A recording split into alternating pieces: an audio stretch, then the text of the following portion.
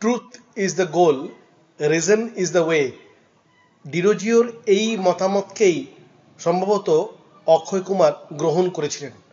আমরা তার সারা জীবনের কার্যকলাপকে যদি লক্ষ্য করি তাহলে দেখব তিনি এই মতবাদে কতখানি বিশ্বাসী ছিলেন। যারা সাহিত্যের ইতিহাসের সংক্ষিপ্ত তথ্য পড়ে অক্ষয় কুমার দত্ত সম্পর্কে জানতে চায় বা তার প্রকাশিত কয়েকটি রচনা জেনেই সন্তুষ্ট, এই ভিডিও তাদের জন্য নয়। যারা শর্টকাট প্রসেস ছেড়ে ডিটেলসে অক্ষয় কুমার সম্পর্কে ধারণা পেতে চায়, এই ভিডিও কেবলমাত্র তাদের জন্য। একজন ছাত্র বা ছাত্রী হিসেবে প্রথমেই এই কথাটা মনে আসা দরকার যে অক্ষয় কুমার দত্তের নাম প্রায় প্রত্যেকটা বিশ্ববিদ্যালয়ের সাহিত্যের ইতিহাসের সিলেবাসে কেন রয়েছে, বা পরীক্ষার যে সিলেবাস সেখানেও অক্ষয় কুমার দত্তের নামটা বারবার কেন উঠে আসে। তাহলে তিনি এমন কি করেছেন সেটা জানার জন্য আমাদেরকে ডিটেলে জানতে হবে। অল্প অল্প ওপরে তথ্য জানলে তার আউটকামটাও কিন্তু খারাপ। এ কারণে আমি চেষ্টা করেছি যতটা সম্ভব ডিটেলসে অক্ষয় কুমার দত্ত সম্পর্কে আলোচনা করার। এই আলোচনা শোনার পর আমার আশা আর কোনো প্রশ্ন বাকি থাকবে না যেটার উত্তর দেওয়া সম্ভব নয়। আমি চাই এই ভিডিওর মাধ্যমে ছাত্রছাত্রীরা এমন ধারণা পাক যাতে তাদের আর অন্য কোথাও যেতে না হয়। এটাও একটা লক্ষ্য করার মতো বিষয় যে অক্ষয় কুমার দত্তের জন্মের 200 বছরের ওপর পেরিয়ে গেছে, কিন্তু এখনো তিনি আলোচনার কেন্দ্রে রয়েছেন এবং গুরুত্বপূর্ণ। তাহলে তার চিন্তা চেতনার জগৎ কতখানি স্বচ্ছ ছিল যা আজও প্রাসঙ্গিক। এই কারণেই আমাদেরকে ওনার সম্পর্কে গভীরভাবে পড়া প্রয়োজন এবং আলোচনার গভীরে যাওয়ার প্রয়োজন। অক্ষয় কুমার বাংলা সাহিত্যে, বাঙালি সমাজে নিজের চিন্তা চেতনার দ্বারা, লেখনীর দ্বারা যেভাবে জায়গা করে নিয়েছিলেন তা 19 শতকের ইতিহাসে খুব কম বাঙালি পেরেছেন, এটা আমরা বলতেই পারি। প্রসঙ্গত আমাদের মনে আসছে ঈশ্বরচন্দ্র বিদ্যাসাগরের নাম, যিনি জন্মগ্রহণ করেছিলেন 1820তেই, যে বছর অক্ষয় কুমার জন্মগ্রহণ করেন। এই দুজন বাঙালি একদিকে তারা যেমন বাঙালির চিন্তা চেতনাকে আঘাত করেছিলেন, অন্যদিকে তেমনি তৎকালীন যুব সমাজকে নতুন করে ভাবতে শিখিয়েছিলেন। আর যেহেতু এনাদের কাজের মধ্যে বৈজ্ঞানিক যুক্তি এবং বাস্তবতা ভীষণভাবে ছিল, তাই এনাদের প্রভাবকে বা মতামতকে অবজ্ঞা করা বা উড়িয়ে দেওয়া অত সহজ কাজ ছিল না। সংক্ষেপে প্রথমে আমাদের এই ব্যাপারটা জানা প্রয়োজন যে এখন আমরা অক্ষয় কুমারকে নিয়ে কি আলোচনা করব। আমরা এখানে আলোচনা করব অক্ষয় কুমার দত্ত সম্পর্কিত কিছু সাধারণ তথ্য, অক্ষয় কুমার দত্তের পরিচালনা ও দক্ষতার কারণে কিভাবে তত্ত্ববোধিনী পত্রিকার বিকাশ হয়। প্রসঙ্গত বলে নেব তত্ত্ববোধিনী পত্রিকার পেপার কমিটির কথা, যেটা আমি আমার অন্য আরেকটা যে ভিডিও তত্ত্ববোধিনী পত্রিকা সম্পর্কিত সেখানেও বলেছি। তারপর বলবো বিদ্যাদর্শন পত্রিকার সম্পাদনা এবং বিভিন্ন গবেষণামূলক প্রবন্ধ প্রকাশের মাধ্যমে বাঙালি সমাজ ও শিক্ষা জগতে অক্ষয় কুমার কি পরিবর্তন এনেছিলেন এবং এই বিদ্যাদর্শন পত্রিকার উদ্দেশ্য কি ছিল। পাশাপাশি আমরা বলবো অক্ষয় কুমার দত্তের নানান জীবনী গ্রন্থের কথা এবং অন্যান্য কিছু রচনার কথা, যা ছাত্রছাত্রীকে আরও বেশি জানতে সাহায্য করবে। আগ্রহী পাঠক সেগুলো খুঁজে পড়ে দেখতেই পারে। এবং এর পাশাপাশি আমরা স্ক্রিনে শেয়ার করে দেব অক্ষয় কুমার দত্তের যে রচনা প্রকাশিত হয়েছিল সেই সংক্রান্ত ডিটেল তথ্য, একদম অনুপুঙ্খ। এবং সংক্ষেপে আমরা বলে নেব সমাজোন্নতি বিধায়নী সুহৃদ সমিতির যে প্রতিষ্ঠা এবং তার কার্যকলাপ সম্পর্কে, অর্থাৎ সব মিলিয়ে অক্ষয় কুমার দত্তের যে লক্ষ্য বা উদ্দেশ্য সেই সম্পর্কে আমরা ধারণা নেবার চেষ্টা করব। প্রথমেই বলবো অক্ষয় কুমার দত্তের দাদুর নাম রামশরণ দত্ত, যার 5টি সন্তান ছিল: পদ্মলোচন, কাশীনাথ, চূড়ামণি, পীতাম্বর এবং কীর্তিচন্দ্র। এই যে চতুর্থ সন্তান পীতাম্বর, এই পীতাম্বর ও দয়াময়ী দেবীর সন্তান ছিলেন অক্ষয় কুমার দত্ত। ইনি বেঁচে ছিলেন 66 বছর, 1820 থেকে 1886। এই প্রসঙ্গে আমাদের বলা প্রয়োজন যে দয়াময়ী দেবীর আরও সন্তানের জন্ম হয়েছিল যারা অকালেই মারা যায়। একমাত্র অক্ষয় কুমার দত্তই দীর্ঘকাল জীবিত ছিলেন। অক্ষয় কুমার দত্তের কনিষ্ঠ পুত্রের নাম রজনীনাথ দত্ত। এই নামটা জানার প্রয়োজন, কারণ যখন আমরা অক্ষয় কুমার দত্তের যে প্রকাশিত রচনা সেটা স্ক্রিনে শেয়ার করে দেখাবো, তখন এই নামটা কিন্তু আসবে, সেই সময় লক্ষ্য করতে হবে। যাই হোক, একই বছরে জন্মগ্রহণ করেছিলেন ঈশ্বরচন্দ্র বিদ্যাসাগর, এটা আমরা বললাম। এবং মনে রাখতে হবে যে রামমোহন রায় কিন্তু সেই সময় বেঁচে এবং সমাজে তার সংস্কারক হিসেবে বিশেষ পরিচিতি হয়ে গিয়েছিল। এনার নাম কেন বললাম সেই প্রসঙ্গটা একটু পরে আর একটু ডিটেলে বলবো। যাই হোক, এখানে আমাদের প্রথমেই বলা প্রয়োজন যে এই যে ৬৬ বছরের জীবনকাল অক্ষয় কুমারের, তার মধ্যে প্রায় অর্ধেক জীবন তিনি অত্যন্ত অসুস্থতার মধ্য দিয়ে কাটিয়েছেন। যে কারণেই আমরা দেখতে পাই তিনি তত্ত্ববোধিনী পত্রিকার পদ থেকে পদত্যাগ করেছিলেন এবং ঈশ্বরচন্দ্র বিদ্যাসাগরের প্রতিষ্ঠিত যে নর্মাল স্কুলের হেডমাস্টারের পদে তিনি কাজ করতেন, সেখানেও তিনি খুব লম্বা লম্বা ছুটি নিতেন। লম্বা ছুটি বলতে একবারে ৩ মাস, একবারে ৬ মাস, এই ধরনের ছুটি নিতেন। পরে আমরা দেখি হেডমাস্টারের পদ থেকেও তিনি পদত্যাগ করেছিলেন। যাই হোক, অনেক সমালোচক অক্ষয় কুমার দত্তকে বৈজ্ঞানিক বলেছেন।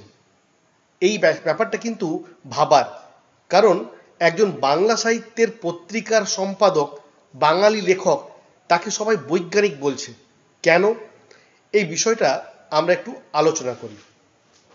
বৈজ্ঞানিক কেন বলছেন? প্রথমত, অক্ষয় কুমার তিনি পাঁজি দেখে দিনক্ষণ নিরূপণ করে যাত্রা করাকে কুসংস্কার বলে মনে করতেন এবং তিনি দেবদেবীর অস্তিত্বকে বিশ্বাস করতেন না। তিনি জ্যোতিষশাস্ত্রেও বিশ্বাস করতেন না এবং বিজ্ঞান পড়ে নিজে চিন্তা করে যা বুঝেছিলেন নির্ভীকভাবে সেটাই প্রচার করেছিলেন। অন্ধভাবে কোনো প্রচলিত মতকে মেনে না নেওয়াই এটাই তো বৈজ্ঞানিকের লক্ষণ। এবং অক্ষয় কুমারের এই বৈশিষ্ট্য ছিল, যে কারণে তাকে সবাই বৈজ্ঞানিক বলতেন।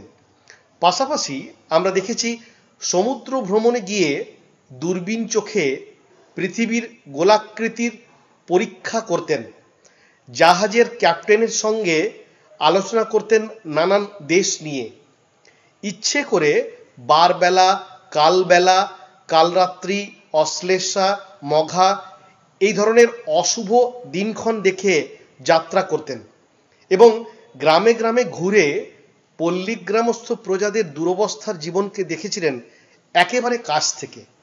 অর্থাৎ তিনি যতক্ষণ না চোখে দেখতেন এবং নিজে পরখ করতেন, ততক্ষণ কিছুই বিশ্বাস করতেন না।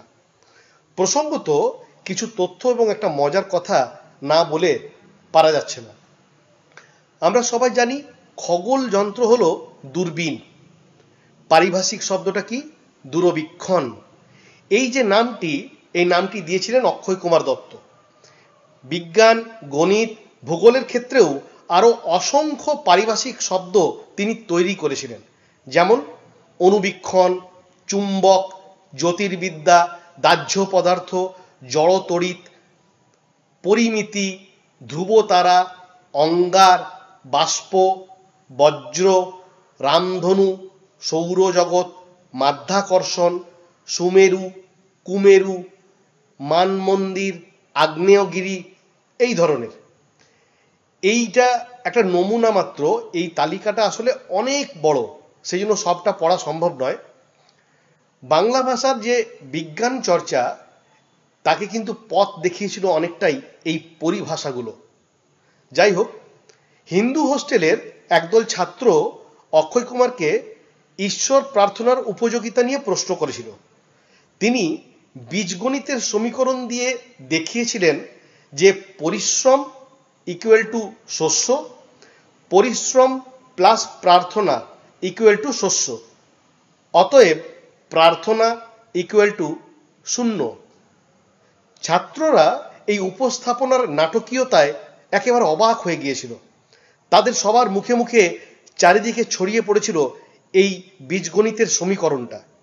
শিক্ষিত মহলেও প্রবল ঝড় উঠেছিল এবং এই ঘটনার দুদিন পর মেডিকেল কলেজের ডেমনস্ট্রেটর নীলমাধব মুখোপাধ্যায়ের যখন অক্ষয় কুমারের সাথে দেখা হলো, তখন নীলমাধব বাবু হাসতে হাসতে তাকে বলেছিলেন, আপনি একটা ভালো সমীকরণ দিয়া গোটা শহরটাকে একেবারে তোলপাড় করিয়া দিয়াছেন।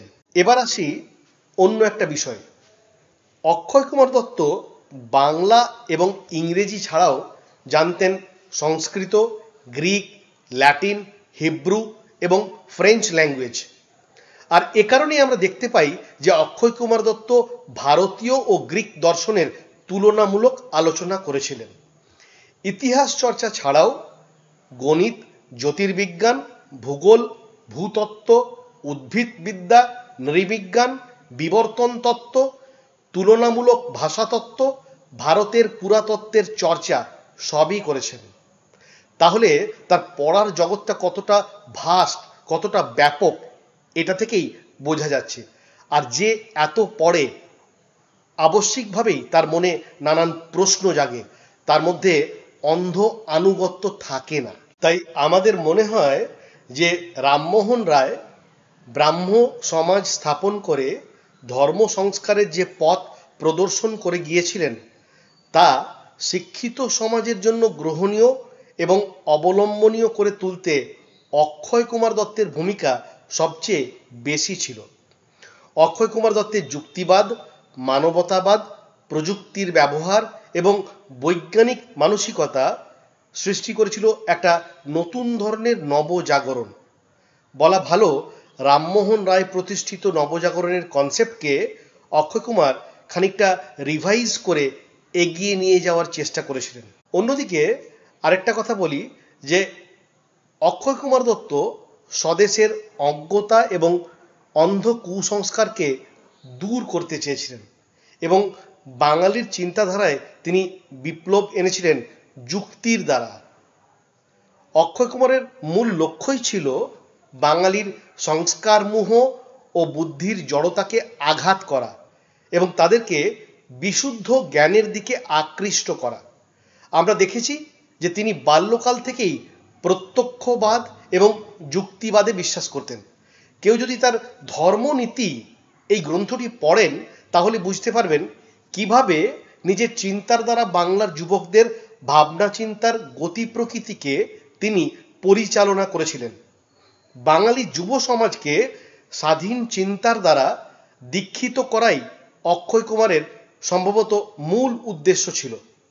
অক্ষয় কুমার দত্ত তত্ত্ববোধিনী পত্রিকাকে মাধ্যম করে ইউরোপের বিদ্যাকে আত্মসাৎ করার কথা ভেবেছিলেন এবং অনেকটাই প্রয়োগ করেছিলেন। ইউরোপিয়ান সায়েন্সকে ভারতীয় যুব সমাজের মধ্যে প্রচার করার ক্ষেত্রে অক্ষয় কুমার দত্ত এবং তত্ত্ববোধিনী পত্রিকার বিশেষ ভূমিকা ছিল। আমরা বলতেই পারি বা আমরা দেখেওছি লক্ষ্য করে যে তত্ত্ববোধিনী পত্রিকার হাত ধরে অক্ষয় কুমার দত্তই প্রথম দর্শন এবং বিজ্ঞানকে সাহিত্যের মর্যাদা দিয়েছিলেন। 1766 ভাদ্র এবং 1767 শ্রাবণ সংখ্যায় তত্ত্ববোধিনী পত্রিকায় অক্ষয় কুমার সুরাপানের বিষময় ফল সম্পর্কে একটি প্রবন্ধ লিখেছিলেন, যা তৎকালীন বাঙালি সমাজে প্রবল আলোড়ন তুলেছিল এবং এই প্রবন্ধ পড়ার পর অনেকের জীবনযাত্রাও পাল্টে গিয়েছিল। এবার আসি একটু অন্য প্রসঙ্গে। অক্ষয় কুমার দত্ত সংক্রান্ত অনুপক্ষ তথ্য জানতে গেলে আগ্রহী গবেষক বা পাঠক যে সকল জীবনী গ্রন্থ দেখতে পারে সেগুলো হলো নকুড়চন্দ্র বিশ্বাসের অক্ষয় চরিত, শ্রী মহেন্দ্রনাথ রায়ের লেখা বাবু অক্ষয় কুমার দত্তের জীবন বৃত্তান্ত, শিবরতন মিত্রের অক্ষয় সুধা নামক গ্রন্থ, সাহিত্য সাধক চরিতমালার 12 নম্বর খণ্ডে ব্রজেন্দ্রনাথ বন্দ্যোপাধ্যায় লিখিত অক্ষয় কুমারকে নিয়ে প্রবন্ধ দেখা যেতে পারে, শিশুর কুমার দাসের লেখা আর্লি বেঙ্গল ইন প্রোজ গ্রন্থটিও যথেষ্ট কাজের, ত্রিপুরা শঙ্কর সেনের 19 শতকের বাংলা সাহিত্য এই গ্রন্থের যে তৃতীয় অধ্যায়, সেখানে অক্ষয় কুমার সম্পর্কে একটি গুরুত্বপূর্ণ আলোচনা রয়েছে। আবার অরুণ মুখোপাধ্যায়ের লেখা বাংলা গদ্যরীতির ইতিহাস নামক যে গ্রন্থ, সেখানেও কিন্তু অক্ষয় কুমার দত্ত সম্পর্কে একটা ভালো আলোচনা রয়েছে। এছাড়া 1331-এ মানসী ও মর্মবাণী পত্রিকায় প্রকাশিত অক্ষয় কুমার দত্ত ও বঙ্গ সাহিত্য নামক প্রবন্ধ এবং 1331-এই প্রকাশিত নব্যভারত পত্রিকায় স্বর্গীয় অক্ষয় কুমার দত্তের স্বরূপ নির্ণয়, এই প্রবন্ধগুলি যথেষ্ট কাজের। এর পাশাপাশি যে স্মরণ সংখ্যা বা বিশেষ সংখ্যাগুলো প্রকাশিত হয়েছে সেখানেও অনেক গুরুত্বপূর্ণ তথ্য রয়েছে। এই কথাগুলো বলার কারণ, আগ্রহী পাঠকরা কোন কোন বই কনসাল্ট করলে আরও ডিপে যেতে পারবে সেই সূত্রটা আমি ধরিয়ে দিলাম। এবং এর সাথে আরেকটা কথা বলা দরকার, সম্প্রতি যাদবপুর বিশ্ববিদ্যালয়ের ইতিহাস বিভাগ থেকে সম্ভবত অক্ষয় কুমার দত্ত সম্পর্কে একটি বিশদ গবেষণা হয়েছে, সেটাও দেখা যেতে পারে। ফিরে আসছি কাজের কথাতে। 1761-র 18ই অগ্রহায়ণ অক্ষয় কুমার দত্ত তত্ত্ববোধিনী সভার সভ্য হিসাবে শ্রেণীভুক্ত হয়েছিলেন, এটা আমরা হয়তো অনেকেই জানি। এবং 1840-এর 13ই জুন তত্ত্ববোধিনী পাঠশালা স্থাপিত হয়, যেখানে অক্ষয় কুমার দত্ত পার্সোনাল শিক্ষক হিসেবে নিযুক্ত হন 8 টাকা বেতনে। সেখানে তিনি পড়াতেন বর্ণমালা, ভূগোল এবং পদার্থবিদ্যা। যারা বাংলা সাহিত্যের মনোযোগী পাঠক তারা সবাই জানে যে রামমোহন রায়ের মৃত্যুর প্রায় 11 বছর পর 1843 সালের 16ই আগস্ট তত্ত্ববোধিনী পত্রিকার প্রথম সংখ্যা প্রকাশিত হয়েছিল। অক্ষয় কুমার দত্ত 1843 থেকে 1855 এই 12 বছর এই পত্রিকার সম্পাদনা করেছিলেন।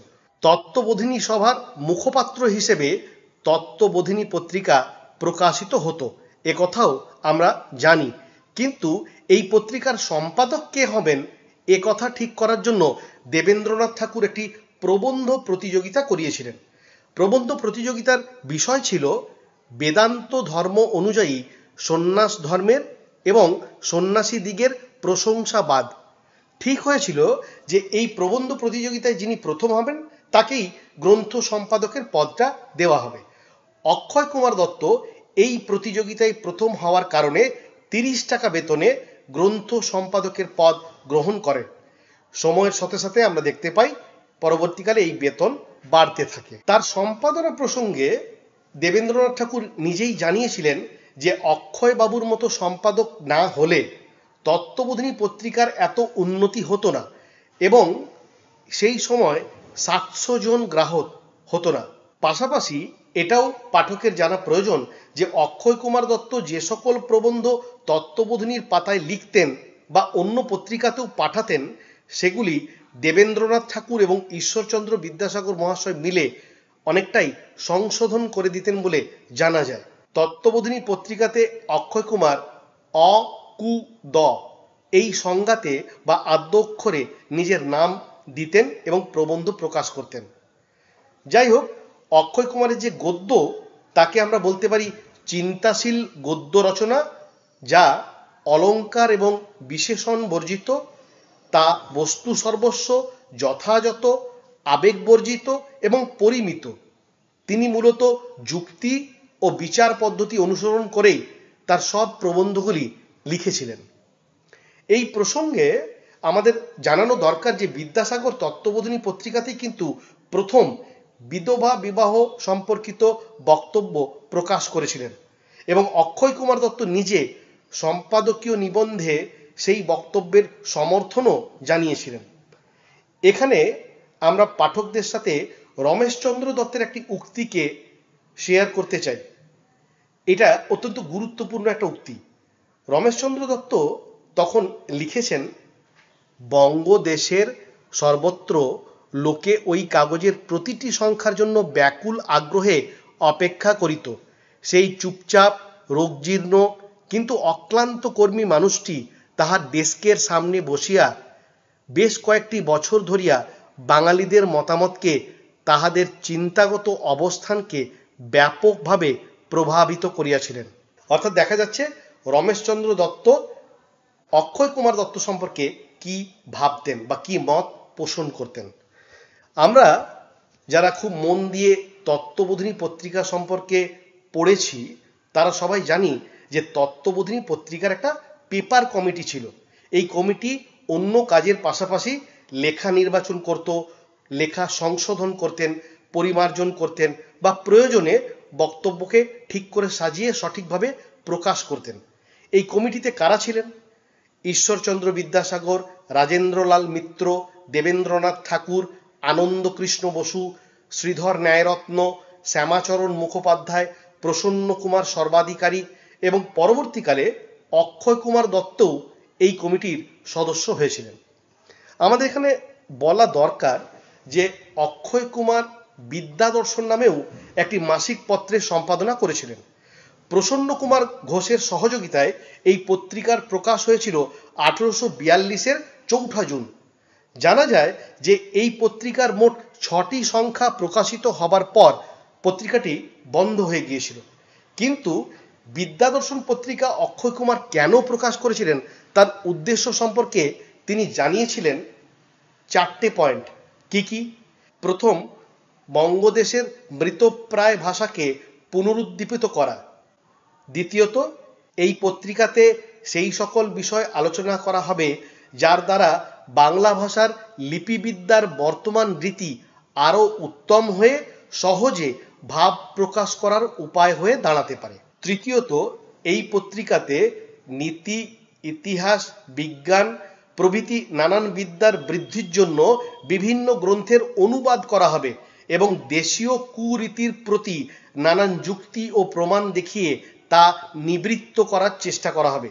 চতুর্থত, যেহেতু কবিতার রীতি বা কবিতার ভাষা আমাদের উত্তম নয়, যে কারণে এই বিষয়ে অধিক আমাদের যত্ন করা প্রয়োজন এবং যিনি উত্তম কবিতা লিখে পত্রিকায় পাঠাবেন তা প্রকাশ করা হবে। অর্থাৎ বিদ্যাদর্শন পত্রিকার উদ্দেশ্য আমরা পরিষ্কারভাবে জানতে পারলাম। অক্ষয় কুমারের লক্ষ্য কী ছিল। যাই হোক, আমরা তার প্রবন্ধগুলো পাঠ করে এটা পরিষ্কার জানতে পেরেছি যে তিনি ধর্মীয় শাস্ত্রকে গুরুত্ব দেননি।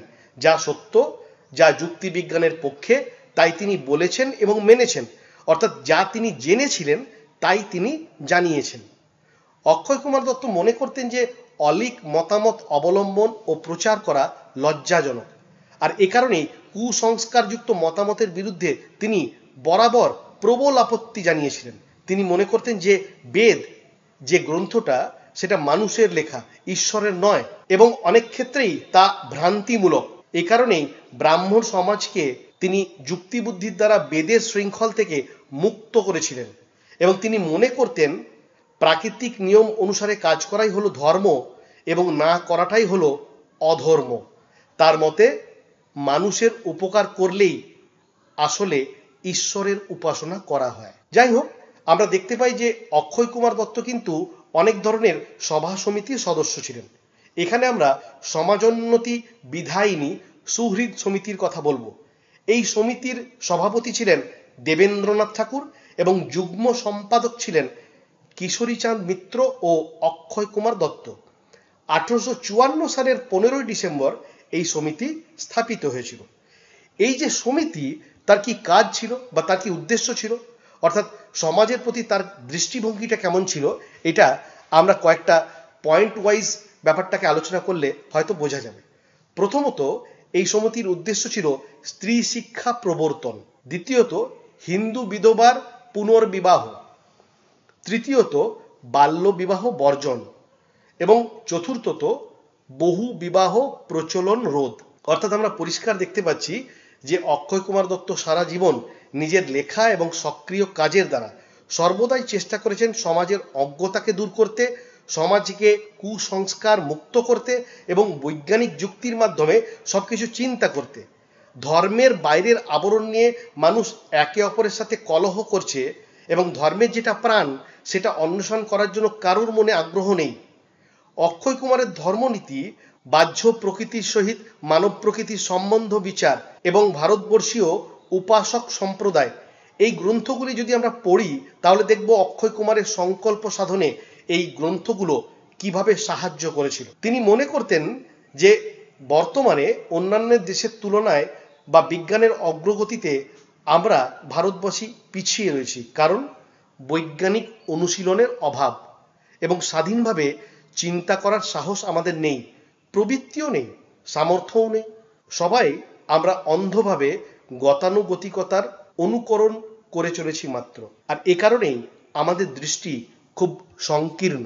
বলা ভালো যে প্রশ্নহীন আনুগত্য থেকে সমাজকে অক্ষয় কুমার মুক্ত করতে চেয়েছিলেন এবং যুব সমাজকে শিখিয়েছিলেন প্রশ্ন করতে। কারণ তিনি জানতেন অন্ধ আনুগত্য বাঙালির ইন্টেলেক্টকে নিম্নগামী করবে, আর প্রশ্ন করতে শিখলে নতুন কিছু সন্ধান পাওয়া সম্ভব। যাই হোক, আমরা সবাই জানি যে শোভনোদ্যান নামক যে বাড়ি বালিতে ছিল, সেখানেই একা নিঃসঙ্গ জীবন অক্ষয় কুমার কাটিয়েছিলেন। পুত্র কন্যাদের সাথে তার অনেক দূরত্ব ছিল। তাকে দেখাশোনা করতেন অম্বিকাচরণ চট্টোপাধ্যায় এবং রামচন্দ্র রায়। 1886 সালের 28শে মে 66 বছর বয়সে তিনি মারা যান। তখন তার পৌত্র সত্যেন্দ্রনাথ দত্তের বয়স হলো 4 বছর। আর এই সত্যেন্দ্রনাথ দত্তই পরে বাংলা কবিতায় ছন্দের জাদুকর বলে খ্যাত হন। নিজের পিতামহকে হোমশিখা কাব্যগ্রন্থ উৎসর্গ করেছিলেন সত্যেন্দ্রনাথ দত্ত, একথাও আমরা অনেকেই জানি। শেষ করব এটা দিয়ে যে অক্ষয় কুমার দত্তের যে বাণী, সেটা আমাদের আজও মনে রাখার প্রয়োজন। তিনি লিখে গেছেন, তোমরা চিন্তারাজ্যে স্বাধীন হও এবং প্রত্যক্ষ ইন্দ্রিয়গ্রাহ্য বিশ্বকে আদর করিয়া বুঝিবার চেষ্টা করো। এই ভিডিওতে অনেকটা সময় লেগে গেল বটে, কিন্তু যতখানি তথ্য আমরা শেয়ার করলাম, আশা করি কোনো একটা সিঙ্গেল ভিডিওতে এতগুলো তথ্য একসাথে পাওয়া কঠিন। আমি অনেক পরিশ্রম করে সবটা সাজিয়ে নিজে একা এডিটিং করে ছাত্রছাত্রীদের জন্য এটা করার চেষ্টা করেছি। যদি কারোর ভালো লাগে বা উপকারে লাগে, তাহলে আমার শ্রম সার্থক। ভালো লাগলে অবশ্যই চ্যানেলটি শেয়ার করুন, আমাকে সাবস্ক্রাইব করুন এবং লাইক বাটনটি দিতে ভুলবেন না।